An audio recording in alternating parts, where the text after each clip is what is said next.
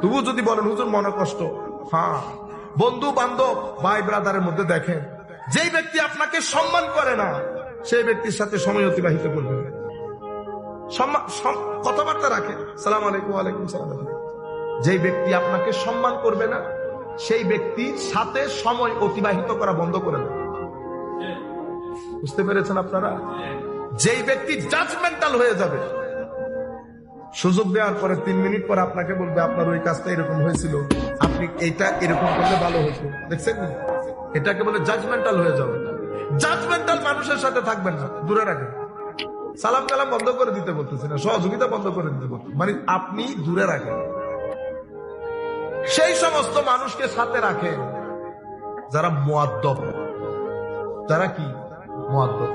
অশিক্ষিত কুশিক্ষিত হোক, কোনো অসুবিধা নেই, আদবালা মানুষকে সাথে রাখবেন।